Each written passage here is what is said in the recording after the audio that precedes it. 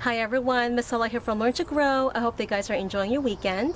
We're going to be planting some potatoes in reusable grocery store bags. And the reason why I chose the grocery store bags is because I usually just get them for about $1. The potato bags that I looked at were priced around $7 to $15 each. So I think this is a good size bag. It's 14 inches tall, 8 inches wide, and I think it was 13 inches long. So I got a pretty good space in here. I went ahead and cut some holes in the bottom for drainage. This is the other bag I'll be using, and it's more of a canvas material, so it has good drainage. I don't have to worry about cutting out any holes in the bottom. I'll be planting German butterball potatoes, and these are supposed to be really good. I've never had them before. So these are certified seed potatoes that I ordered. This is the first time I've planted seed potatoes. I've only been planting store-bought potatoes, organic ones, I haven't had any problems with store-bought potatoes, but this time I want to try something different. So we're going to be planting this indeterminate type of potato. First thing we're going to do is fill your bag with at least 3 inches of soil or compost, whichever potting medium you'll be using. We're going to place the potato in the bag on top of the soil, and I usually like to plant the smaller potatoes. That way I don't have to cut them in half. If you decide to cut the potatoes in half, just make sure each piece has 2 or 3 eyes. Make sure to plant the eyes side up. I'm adding about 3 inches of potting soil on top of my potatoes. When the potato plant grows to about 6 inches, then it's time to hill your potatoes.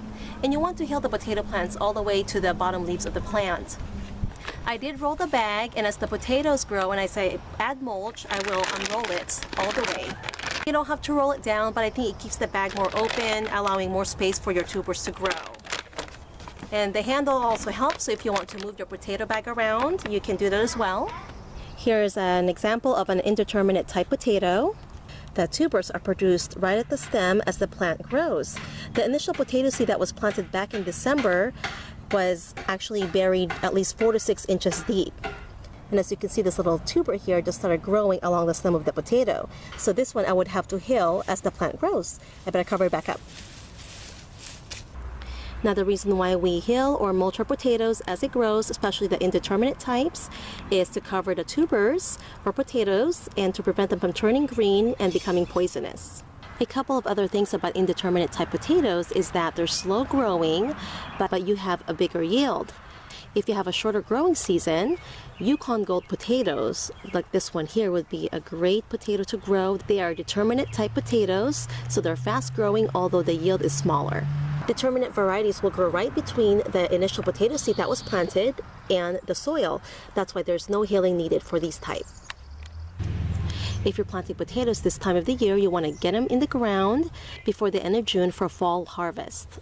The only drawback with planting potatoes in the summer is if you live in a warmer climate, especially in the summer, if the soil reaches 80 degrees, the potato plants fail to form tubers.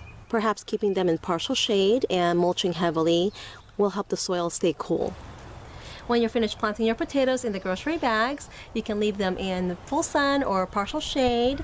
Our potatoes back here do really well, and they produced a lot last year. So they actually receive, I think, about 4 or 5 hours max of sun per day.